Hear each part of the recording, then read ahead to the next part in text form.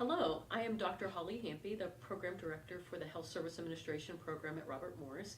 And this morning I've got the pleasure of talking to Dr. Stephen Foreman. We're going to be following up with some things that we've talked in the past, but those of you that may not have had the opportunity to meet Dr. Foreman, I'd like him to give us a snippet of your experience, your career, and what you're doing now. All in 2 minutes. All in 2 minutes. Basically, I teach health law and ethics, health policy and economics, and statistics at Robert Morris. I have degrees in economics and law. I actually went to Berkeley once upon a time. I've been in the industry for close to 40 years. I've been a hospital administrator, among other things, and a health lawyer, and more recently I've been studying health insurance markets and manpower issues. And students may have seen your name in the paper as being quoted as at many of the topics that are going on today in healthcare. Yeah, Andy Warhol said people got 15 minutes of fame. I'm going on 15 years. There you go. Well, the last time we met, we were talking about the Affordable Care Act and some of the changes that the Trump administration was trying to implement, and let's start from there as far as looking at Pennsylvania in particular, as far as things that are specific to Pennsylvania and maybe specific to the nation. Where we are and where do you anticipate we're going? There's two things that are playing out. One is if we look at competition in hospitals and health insurance, that's playing out heavily in Pennsylvania, and we'll get into the details of that more. Okay. Since the last time we talked, a lot of things have happened, and I think we're in for more. From a national standpoint, President Trump is boasting that he's repealed the Affordable Care Act, which is not quite true, but pieces of it have been dismantled, and it's interesting what's happening at that level too, to say the least. Maybe troubling. I know the individual mandate has been taken away for Correct. 2018. Not till 2019. Well, 2019, whenever Right. you file the taxes, but Yeah. what other things were major repeals of the Affordable Care Act? Basically, the other two things that have happened since we've talked are that the subsidies that the federal government was paying to health insurers to take care of the folks who needed subsidies under the exchanges have been withdrawn. So a lot of insurance companies continue to pay those subsidies by increasing premiums on other people. As a condition for voting for the Tax Reform Act that repealed the individual mandate, Senator Collins from Maine got McConnell's agreement to put the subsidies back on the table. So a lot of folks in Maine have actually lost their subsidies over it all. Health insurers continue to pull out of the markets, and so. Now they were the insurance companies were getting subsidies. Correct. And they still were pulling out of the market. Correct. Were the subsidies not matching what they had to pay out in insurance? Correct. There are actually two different issues. I mean, the subsidies were income-based, and so that part was just a calculation. Now, there was some argument over whether or not the subsidies themselves were authorized appropriately. Congress never really appropriated the money for the subsidies, so there was some question about them. But also a lot of health insurers didn't rate the risks well over the first 2 years of the Affordable Care Act, so most of them lost money. In Pittsburgh, for example, Highmark lost about $750 million over 2 years. They thought the Obama administration had promised to make them whole for that. It never happened, and there's a lawsuit still pending.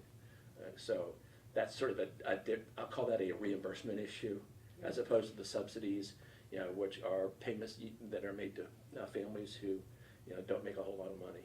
So And, you know, I think they speculated with the Affordable Care Act, and again, we've had this discussion in the past, whether it was really the Affordable Care Act or Accessible Care Act. Right.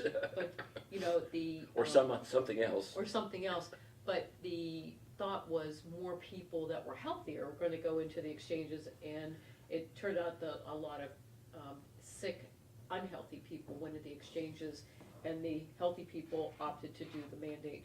This is because they didn't talk to an economist before they did it. You know, It's called adverse selection, and it happens all the time. And Now, if they would have talked to an economist before they implemented the Affordable Care Act, what would have been done differently? Probably a lot of things. We might have opted to expand Medicare or Medicaid for everybody instead of letting it happen through a market that really isn't a market. That's So, No, particularly to Pennsylvania, we've got UPMC, we've got Highmark. well, in Pittsburgh we have. Well, in Or- Pittsburgh, we have the Or Highmark. we do. Now, a year ago, if you lived in Mid-State, you wouldn't, or you had Highmark selling insurance, right? And UPMC doesn't sell insurance, or didn't in the Mid-State. Then in last June, UPMC acquired Susquehanna Health System, which was 5 hospitals in the Williamsport area. And by the way, announced that they were going to invest several hundred million, I think maybe $500 million in the area. Shortly thereafter, Highmark signed an agreement with Geisinger, and they bought a hospital near Williamsport and announced that they were going to pour $500 million into the community. And then 4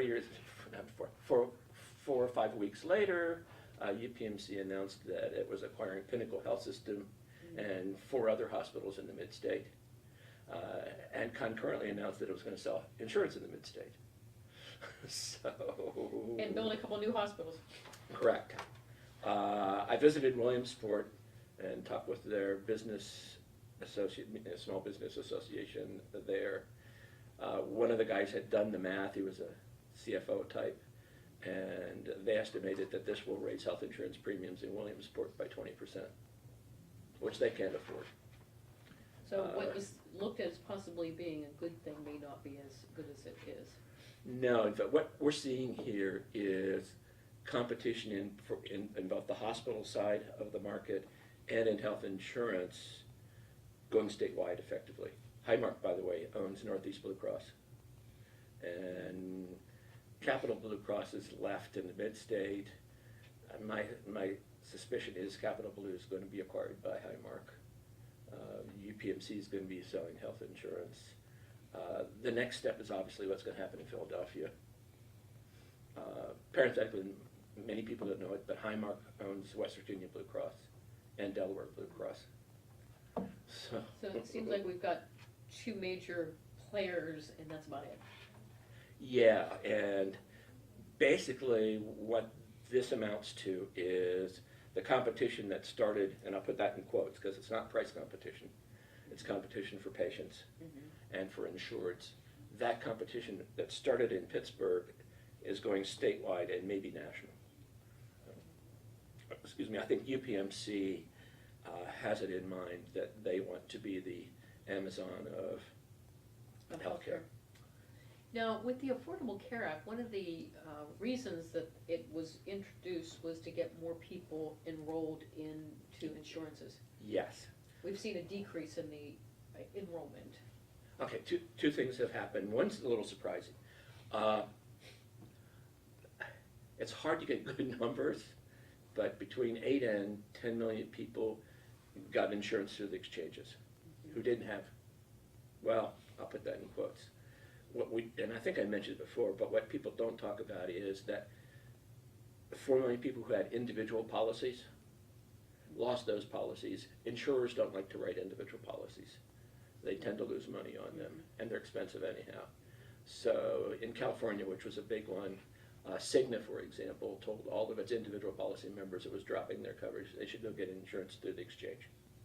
So seems like we had maybe 5 million-ish people who have insurance who didn't have it before. We have another 4 that switched from individual coverage to the exchanges. The Trump administration, in addition to withdrawing this, well, I'll put the intermediate in there. We talked about the fact that insurers lost money. Many of the exchange insurers raised rates. In Pennsylvania, Highmark raised rates 26%, and the insurance commissioner even asked if they wanted more. So This was after they lost the $750 million? So they raised rates because they were losing money on it. And I mean, Aetna and Cigna, I think WellPoint have withdrawn from the exchange markets. Take that back. I think WellPoint still is in it, but many large national insurers withdrew from the plans too. When the rates were raised, and the Trump administration had the enrollment period from what it had been before, so people only had like 3 or 4 weeks to Why sign did they up shorten the enrollment this year? because they want enrollment to drop. Because? Subsidies. They don't want to pay subsidies. They would like to gut the exchanges. So explain the exchanges as to why, Yeah. you know, when my son turned 26 and I was helping him find insurance, I did not find the exchanges very helpful or understanding. I mean, they, you know, Understandable. I wanted to see a graph that says, okay, here's the premium, here's this. There was nothing like that. It was just go in there and, you know, figure out, you know, send an email to this person and. There's several resources, and the Henry J. Kaiser Family Foundation has a premium calculator. So you can go there and figure out, but that's an average for your area, because the exchange is actually, like a lot of these things, nobody really understands what it is. And what it really is in a state, or for the states where the state doesn't want to do it, the federal government comes in, and there are 26 of those. It's a plan to bring in health insurance companies who will write a policy for people who don't have insurance. And basically the amount is approved by state insurance commissioners, the amount of the policy.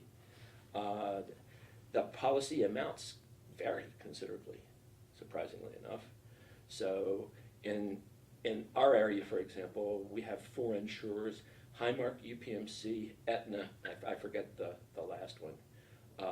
It might be United. They agree to offer insurance to people on an individual basis, and it's overseen by state or federal regulators. So it's really not a marketplace in the way we envision it.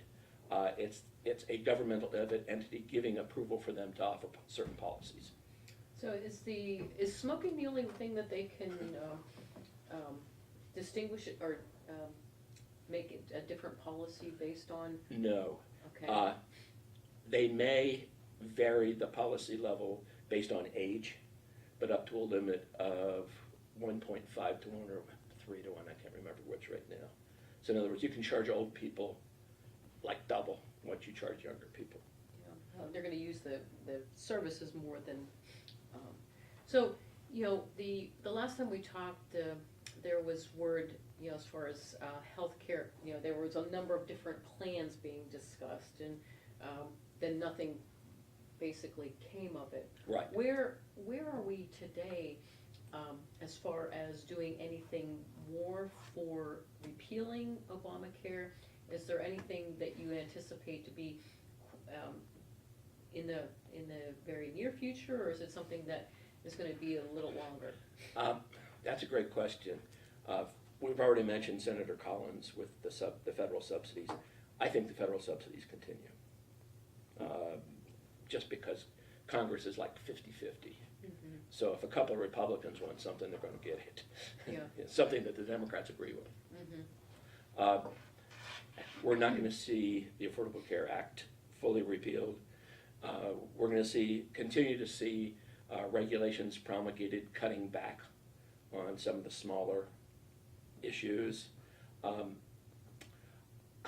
I think that Medicaid is the real wild card in all of this.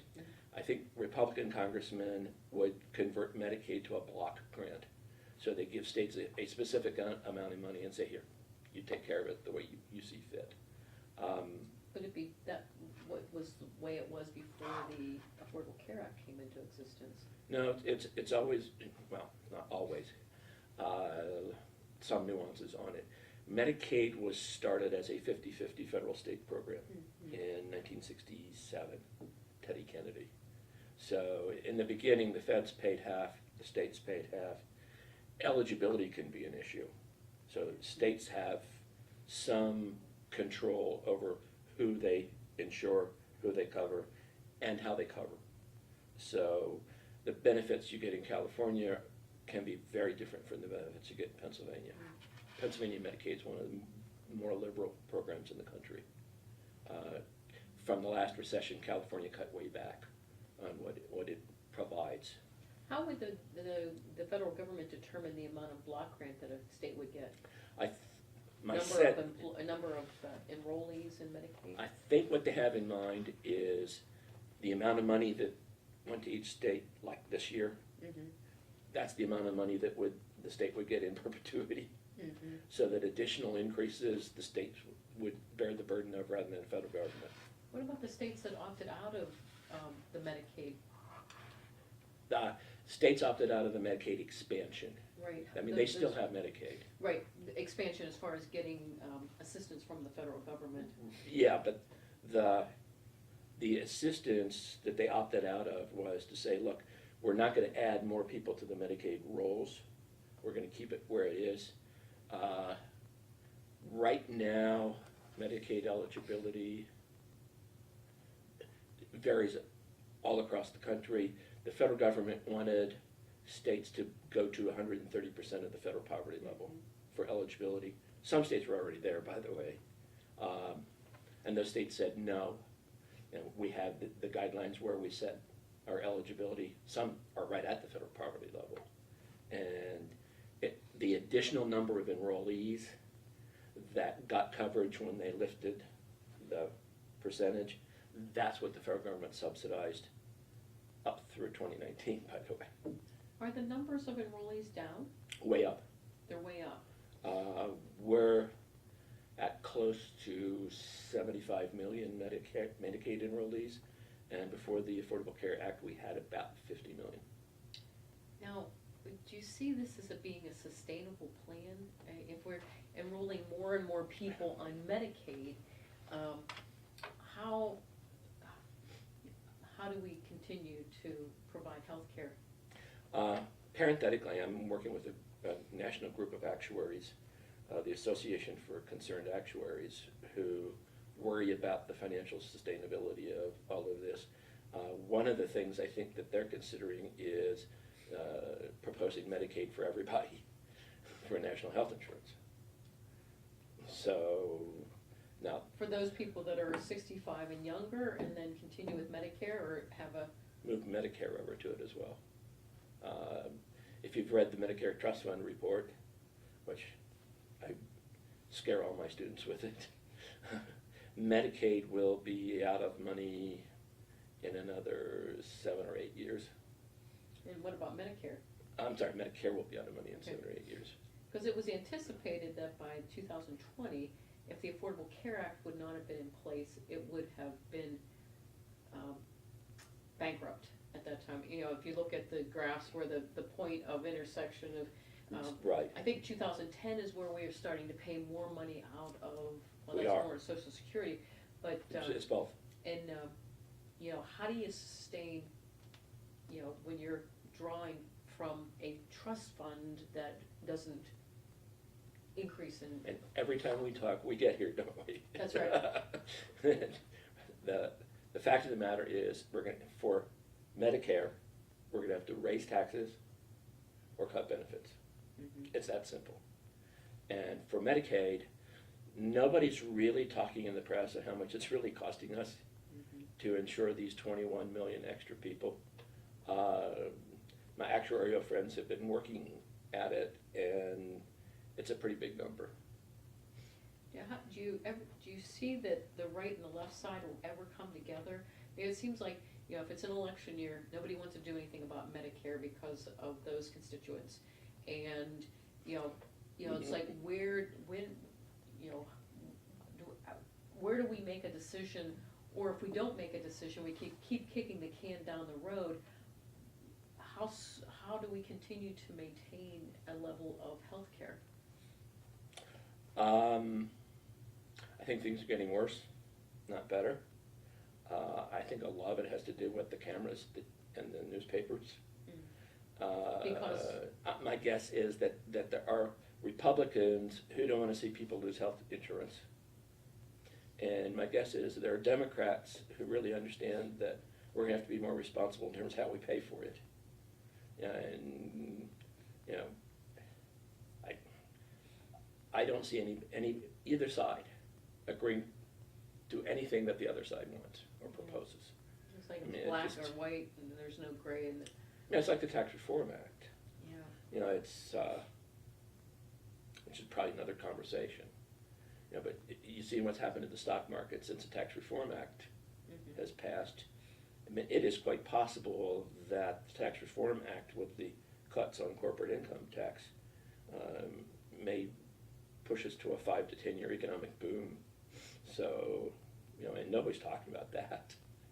Like, how does the tax reform affect healthcare? Basically, if we don't have inflation, that really harms things. If the economy grows at double the rate that it was before, and people get paid better, they can afford more in taxes, and they can afford more, they can afford their deductibles and co-payments. Yeah. If people's incomes rise in a real meaningful way, healthcare becomes a whole lot less of a burden. Yeah, if you're not having to figure out if you're going to buy food or pay for your health insurance or medications and such.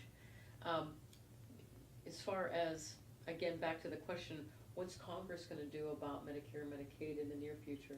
Well, the thing that I was starting to think about a minute ago is that what I see happening here that could be really a problem is you get an administration that's Republican with a Republican Congress, and they do certain things to what the administration before it had done. And they were Democratic, and they started out with a Democratic Congress. So you get the Affordable Care Act, and then the Republicans come in, and they try to gut the Affordable Care Act, and then it's highly possible that the Democrats will come back in, and they'll put it back into place or do some other things. And you get this roller coaster. 4-year change. Right, which may be the worst thing we could have. Total instability. There's been so much in the news lately about healthcare markets and health insurance, and there's a lot of things going on in Pennsylvania as well as Pittsburgh, as well as so. What's the latest news that you have been surprised about, or maybe not surprised about? I think there's growing recognition that consolidation in the health insurance markets, in the hospital markets, may not be such a good thing. Consolidation as a universal provider, or you've systems? got UPMC getting huge. There are a lot of other huge health systems. Seems like, if, in Pennsylvania, if you're a moderate-sized hospital or even a rural hospital, you're going to have to pick sides. And how many? We've got a handful of independent hospitals in Pittsburgh. What do you feel the likelihood is that those 5 or 6 are going to be part of a system within the next year, 3 years, 5 years? The ones who are still independent have done it for a reason.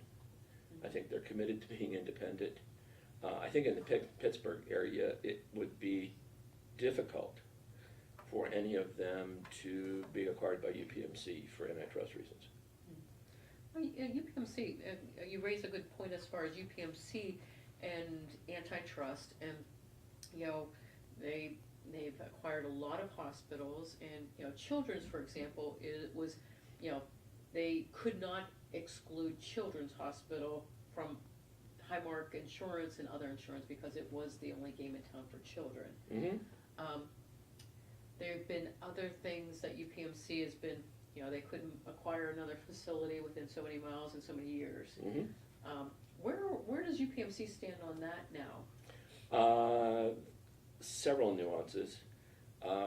In general, in the 1980s, 1990s, Justice and FTC lost a bunch of antitrust lawsuits on hospital consolidation. Basically, they threw up their hands and quit enforcing the antitrust laws with hospitals. That allowed a lot of what UPMC had done. Now, more recently, the Third Circuit, which includes Pennsylvania, denied a merger of Pinnacle and Penn State Hershey based on a number of health insurers claiming that that would raise hospital prices. So that may be a signal that we're going to enforce antitrust laws again. Explain antitrust for the students. Sure. It covers 4 or 5 different acts, but the one we're most familiar with is what's called the Sherman Act. And the Sherman Act forbids combinations in restorative trade. And it also has a clause on monopolization. So if you tried to become the only supplier of a good or service in an area, you're a monopoly. And even the attempt to do that violates the antitrust laws, which provide for treble damages, by the way. So the question is, well, what's a monopoly? And there's some rules of thumb. Basically, if you've got more than 55% of a market, people think you're tending toward becoming a monopoly. In truth, the Pittsburgh market is an oligopoly market. We've got the Allegheny Health Network hospitals, and we've got UPMC. There's some independents, but they don't factor heavily in the market. So the question is, does UPMC have a monopoly in the Pittsburgh area? And the answer to that is maybe, probably. Highmark or Allegheny Health Network is trying every way they can not to let it be a monopoly by. Correct. You buy one, I'll buy one. Right. You buy 2, I'll buy 2. Right. You buy 4, I'll buy 4. That's true. In our discussion, I forgot about Erie. Right. UPMC bought Hammett. And then St. Vincent was bought by Allegheny Health Right. Network. What do you think of the 2 major health players in Pittsburgh building 3 new hospitals each? I believe they're each building Actually, at least 3. I think UPMC's building 3. Yes, UPMC's building 3, and Highmark or Allegheny Health Network or Highmark's building 3. Well, that part's way interesting to me, and let me put a parenthetical on this.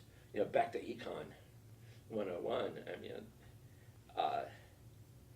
UPMC is trying to compete based on high-end specialty hospitals, right? Transplants. Right. Heart. Allegheny Health Network is building smaller local clinics. They're going exactly the opposite directions. But what you're seeing here in terms of the mid-state acquisitions, the Erie acquisitions, building these hospitals, you're seeing what I call strategic conduct rather than conduct based on what the market wants. So you've got... I think strategic and what the market wants would be one and the same. They're not. Strategically, you have folks at both UPMC and Allegheny Health Network deciding what they think the market wants.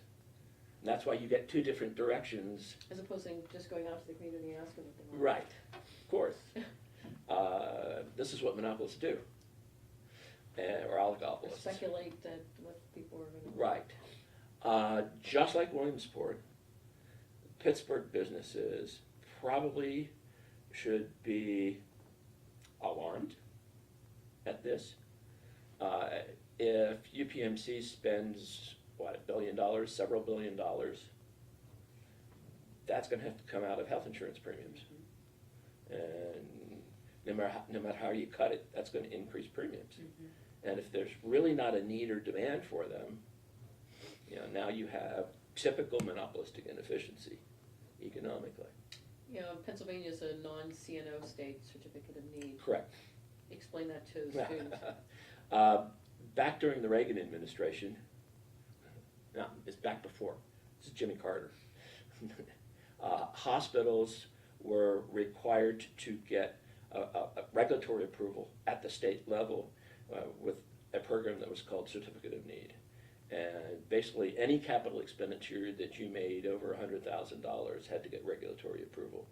And any new services had to get regulatory approval. I started out my professional career in this industry as a Certificate of Need lawyer, by the way. I got brought in to appeal local denials. There was a local agency and a state agency. And my job was to go in and appeal to When the they said no denial. hospital, you can't do that, Right. you went into. In fact, one of the first cases I had was St. John Hospital in Cleveland wanted to build a new hospital in Westlake, Ohio. And another hospital in the area opposed it, Fairview. And we spent 3 years in Columbus arguing that case, basically. How did that end up? We built a new hospital. In fact, I had 10 CON cases, and I won all 10 of them. Good track record. Yeah. Now, do you think that the state should go back to being a CNO state? Difficult question. There was no evidence that it really worked. And More cost to administer than Right. would gain from it? yeah, I mean, what it did was probably generate $1 million in legal fees for any hospital project. So it was political. There's a lot of politics involved with it. And sure, I mean, you see something from the inside. The folks involved at the state level were often people like me, so basically just out of college, really didn't understand the industry all that well. And, you know, a whole lot of what they decided was basically subject to criticism just because none of us understood what was going on. Yeah, it just seems like, you know, with healthcare costs being where they are, duplication of service is definitely an issue where, you know, you've got an MRI on every corner, you've got a hospital on every corner, maybe at 50% occupancy, and then, you know, like, you know, not that these new hospitals that they're projecting to, or what they're looking to build would, but it just seems as though. Yeah, UPMC claims they're going to close beds, so that there's not going to be a net increase in the number of beds, but I don't know. I'm Yeah. skeptical. Yeah, it's, Do you think there are too many beds in hospital beds in Pittsburgh area? well, it's particularly with the push towards people leaving. I mean, average length of stay in the hospital is 3.5 days. So people are being cared for outside of the hospital. So Yeah. chances are you don't need as many beds. Plus, you know, with the insurance premiums being the way they are, people aren't looking to do elective procedures as much as they were. So I don't know if. No, I think there are too many beds. Oh, I would agree with you. And we have an elderly population. You know, 20 years from now, we may have way too many beds. I may need more nursing home beds and Right. assisted living beds Right. than. Do you think that the competition between UPMC and Highmark is a good thing, or is it something that is detrimental to a community? I think it's both. I have seen a little bit of push on the price of health insurance. I think they do compete some based on price, but there's a limit to that. You know, a la Highmark losing the amount of money it made. I mean, you alluded to the construction and probable duplication of stuff. That has to get paid for. Yeah. And the elephant in the room is that basically this kind of competition, I think overall, is harmful to consumers. But we don't want either side to win. If let's say if UPMC wins, and I think they're closer to doing it than Highmark right now. What we get? How many Allegheny Health Network hospitals are going to go under? How many jobs do we lose? That's right. It's If Highmark goes under, before Highmark purchased West Penn Allegheny Health System, they were closing hospitals. they were. In fact, West Penn and I went to a hearing that involved, the insurance commissioner was looking at Highmark's acquisition of West Penn Allegheny, and I pretty strongly opposed it. And the reason I opposed it is that Allegheny Health Network was almost $1 billion in debt and was being very poorly run.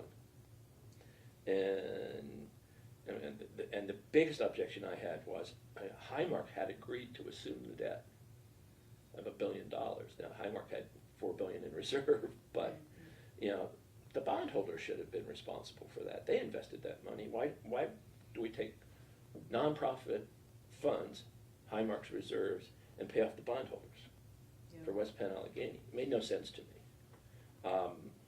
Has it come to make sense to you, No. why they did it? No. They did it to have their own network of hospitals so they could put their members there instead of sending them to UPMC, because UPMC wanted a 7% increase. So Highmark, I think, saved West Penn Allegheny to give them an option to UPMC hospitals, to give them the... Now, Highmark, or West Penn, or Allegheny Health Network and UPMC are unique, and also Geisinger, unique in the fact that there's a hospital, an insurance company, and... Henry J. Kaiser. Kaiser. Yeah. And, Geisinger is really the Kaiser model. This started out as a little different. It may be heading that way. And the question there is, what about the physician practices? And the more physician practices that you acquire, now you start to look like the Kaiser model, yes. with the exception, and Kaiser could do, but with the exception is that the insurance coverage is not HMO coverage. It's fee-for-service, quote unquote, PPO, high deductible health plans stuff. Now, if you ask me to really project, I'm thinking that we're headed back to HMO for everybody. It seems that way. I think. Explain what your thought, why. Right. Do your students understand HMO versus? Give an overview of it. Okay, because originally we had fee-for-service medicine. You went to the doctor, you gave the doctor $5. Sometimes they had house calls. Or chicken, or... I can remember house calls. I can't, vaguely. Yeah, you're too young. So, then we got Medicare, and then we got huge inflation in healthcare costs. Meanwhile, back in World War II, Henry Kaiser had aluminum plants and steel plants. Some over the place, but a lot in California. And they had a dam project, the Hoover Dam, I think. And they paid some doctors to take care of their workers for a fixed amount. And these doctors built a small hospital. And gradually over World War II, they expanded this. And the way they paid the doctors wasn't fee-for-service. They gave them $50 a month. So per capita basis. It's per capita. And the doctors agreed to take care of all the health care for that fixed amount of money. It's called capitated, per capita.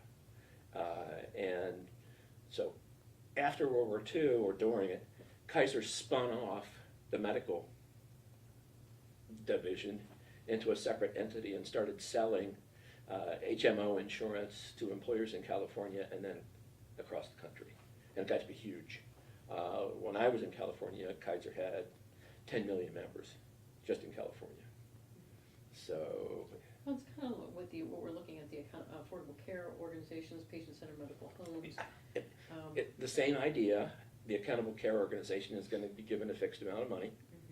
And then the doctors and hospital people will all fight over who gets it. Yeah, bundle payments and... Global budgeting, which is happening in Massachusetts, by the way. So. Do you think we'll get to that point where it'll be... Oh, yeah. Universal HMO per capita? I think we're headed back to the HMO concept. It's the only way you can really hold down use. Well, it didn't work in the past. It worked to hold down cost. Why did it go away? People hated it. Because they had choice, I mean, they. Couldn't get care. And couldn't get care. Yeah. Well, in the past, it was, physicians were benefit, or they were, praised for not providing care, so. If you're in an HMO, your incentive is not to give care. Right, so I guess now with value-based purchasing, then, you'd have to have it's a Goldilocks, the balance, you've gotta give care in order to have good results. Or you have to give the right amount of care to get the results. Yeah, I did my dissertation, by the way, on payment for performance, basically. It's not clear to me that you can define value very well. Well, the government's trying to do I know. And trust me. Aspirin when you come into the hospital when you have a heart attack, Yeah, that's one of their values. I was on the organizing committee of BenXL, which is a captive health insurer put together by 200 labor unions in the Philadelphia area. And we hired an expert, and we measured all kinds of things, outcomes for Philadelphia hospitals. Mm-hmm. And our idea was to steer members to hospitals that did it very well and cheaper. We had a hard time deciding what outcomes we were going to use. Yeah, and that's one of those things is, what is the right outcome? Right. It's very, very subjective, and some places are able to report things. And yeah, and I think the unspoken ideas that really float out here are, anytime people are denied choice, they don't like it. Yeah. Even if it's a good choice that Yeah. you've imposed. Right. That's right. So. What do you think about the employers' thoughts on competition in this area and in the country? More than half of employers, I don't know a number for sure, but it's pretty high. Even smaller businesses that now are self-insured. So basically what they're looking to the insurer for are discounts and claims management. Mm-hmm. And I don't think that the employers see a whole lot of benefit from this quote competition. In fact, I know from Williamsport that they're afraid. They're afraid of? The competition, because this is a competition for patients, which means that it's capital intensive, just like we talked about building the hospitals and the clinics. Mm-hmm. And they're afraid they may not be able to get a good price, or? Worse, this stuff's inefficient, the market doesn't really want it. What Pittsburgh employer wants to see UPMC spend $1 billion in the mid-state? Especially if it turns out that it's a bad investment and they lose a lot of money. Mm-hmm. So, now they're going to increase premiums in Pittsburgh to subsidize the losses. What are your thoughts on, many employers have implemented wellness programs that they're seeing as ways to decrease their healthcare cost? Is it too soon to tell if wellness programs have benefited? Look, I believe in wellness. Okay. I've been in the wellness business since I was a hospital administrator. It's never been proven that wellness saves anything. In fact, there's a guy out there who, I forget his name, he said, well, look, you saved the life of a 10-year-old boy.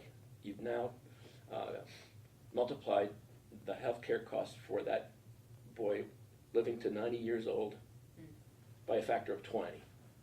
Okay?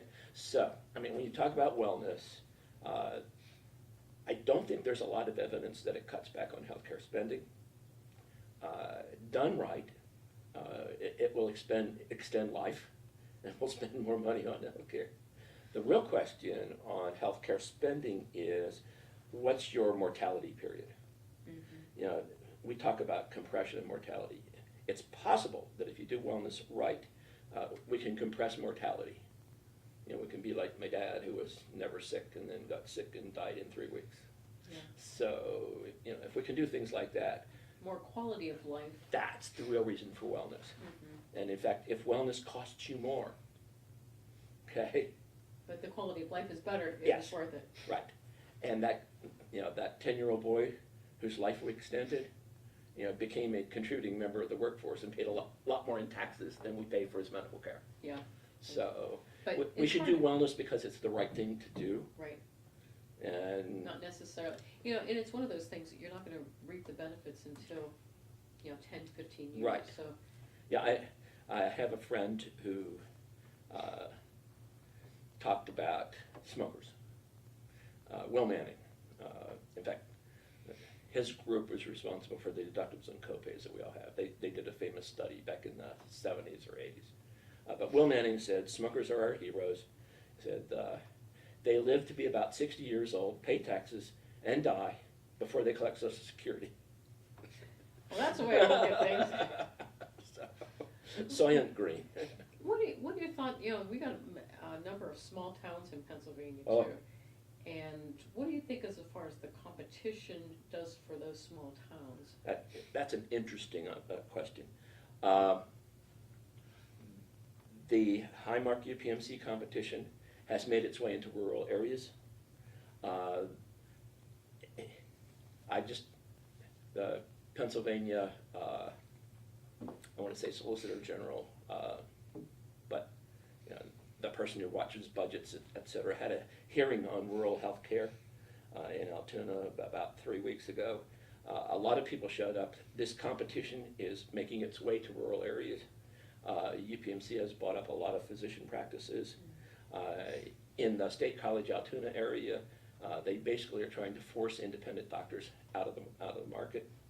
And That they can't get they can't participate in those insurance, Correct. Those insurance right, plans. because you've got both insurance and physician together now.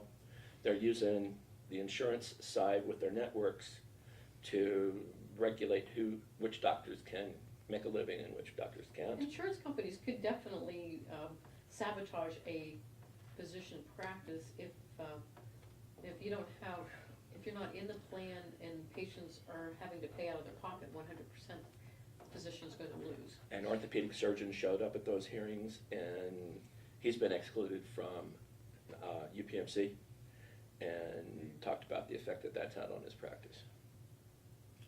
What's the answer in that? I guess the real answer is sort of in terms of the way the industry is stacking up, the cat's out of the bag. I don't think you can turn back the clock very easily. More hospitals are getting physicians' practices basically for the bundle payments and kind of Right. repairs and. Now, there's some potential, and I haven't seen it happen yet. I live in a rural area, by the way. UPMC Northwest is our local hospital. My PCP was UPMC. He retired. We had 10 primary care providers in town. 6 will be retiring within 3 or 4 years. And UPMC at least has the resources to go recruit. Right. I think. And my sense is that they will make some commitment to ensuring continuity. Now, my sense is also, though, it will be a rare rural community that has an MD primary care provider in 5 years. I think most primary care in 10 years will be nurse practitioner, Yeah, there's. which may not be a bad thing. But do you anticipate that 2 nurse practitioners for one, they're going to be, is there going to be a ratio, do you think, that, nurse practitioners can provide care at a lower cost? Well, we should put an asterisk on that too for a minute, because I think if they do what primary care physicians do, they should get paid the same. The compensation should be, but whether it will or not. I think there's some growing evidence that nurse practitioners are better at primary care. Just More efficient, more patient-oriented. Mhm. They do tend to refer to specialists more quickly. That may be a function of experience, I don't know, but I don't know if your students are aware of the independent practice for nurse practitioners movement. You want to explain that? 22 states now permit nurse practitioners to practice independently without any kind of physician Supervising supervision physician. or collaboration. Pennsylvania is a collaboration state, so you have to have a collaboration agreement in order to practice. And what that agreement needs to specify is way vague, but you have to have a collaborating physician, and basically people really don't collaborate. It's just a device to have nurse practitioners shovel some money to doctors. There is a bill pending in Harrisburg, I think it's passed the House, or the House or the Senate, to allow nurse practitioners in Pennsylvania to practice independently after they've had 3 years of experience. And that would be a good thing. Mhm. In closing, what are your speculations for the future? Be it UPMC and Highmark, with the Affordable Care Act, with the accountable care organizations? We Speculation. forgot to talk about one thing. What's that? Earlier this week, Amazon, Berkshire Hathaway, and a major bank announced that they were forming a consortium to redo health insurance, starting with their employees, but with... Profit is included in that? Correct. With the intention of going nationwide with it. My sense is, if they really have thought about it, they're going to redo the Kaiser thing. Maybe one day I can go on my Prime account on my Amazon and Correct. purchase healthcare insurance. Correct. You can buy And anything on Amazon. or get telemedicine. Telemedicine. Yeah, I see more and more of that with the flu epidemic that's happening. There's more drive towards telemedicine because physicians don't want these people coming into their offices. Well, I don't want to go in their office. I don't want to go in their office either. Yeah, I was standing in line getting a flu shot a while back. I had to wait 10, 15, 20 minutes for the pharmacist to hassle with the insurance, by the way. And meanwhile, every sick person in town came to that counter while I was waiting there, and I was thinking, oh man, am I going to get the flu just from getting my flu shot? Yeah. So, I think we're going to have a free-for-all, to be honest. I don't think the politics heals. I think we see more big entities, more consolidation. I don't know where the Amazon venture goes. I mean, we had Rite Aid acquire Aetna. Yeah. So, I mean, what's that all about? So it just, I think almost anything goes. Yeah, and I think Cole Porter. I think you're right. I mean, it's and I've always stressed to the students that the only thing certain in healthcare is going to change. Oh, yeah. And healthcare is not inexpensive, and healthcare is a business, and healthcare, someone's going to pay for healthcare. Well, we talked about it last time. We touched on it this time, but very silently we've eroded what we insure and pay for people. Mm-hmm. You know, with these high deductible health plans, you know, people are now paying, you know, $3,000 to $6,000 a year on their own for their health care. It's not insured, really. Yeah. We've got a whole lot of people who can't afford the deductibles and co-payments. We've got a whole lot of people, you know, working at lower wage jobs or part-time jobs who can't afford the employee part of the monthly premiums. So very silently, we have eroded coverage. I mean, even with the Medicaid expansion, you know, I have not seen one newspaper article asking whether that's real insurance. Yeah. In a lot of states, what Medicaid will cover or pay for is painfully thin. So underinsurance is an arena that the press doesn't really understand well and is not studied very much. So if you look at a graph, you may see the healthcare costs have come down, but that would be artificial reduction due to Right. the underinsured. You know, by the way, healthcare costs have never come down. It's the rate of the increase that we're arguing about, not actually reducing healthcare costs. And Okay. yeah, it's kind of an intellectual nightmare. Now, Dr. Foreman, I think what we have come to the conclusion is you'll be back again and again to talk to us, because we'll never get it to the point where we can rest on our laurels and say this is done. Well, like I tell all my students, if you have a problem that's easily solved, it's no longer a problem. This is true. So.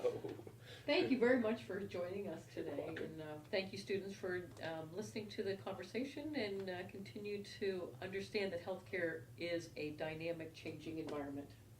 Thank you. Good. I can tell Adam to shut this off, but it, as you said, you know, the story changes from morning to night. Uh-huh.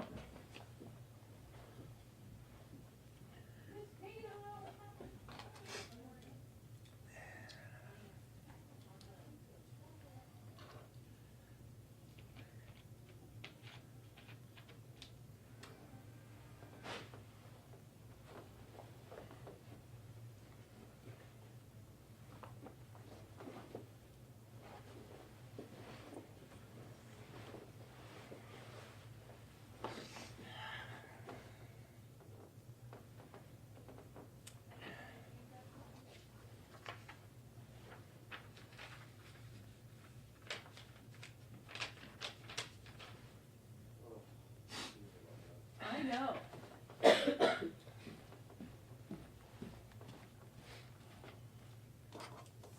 What are you teaching this semester? Statistics, master's students.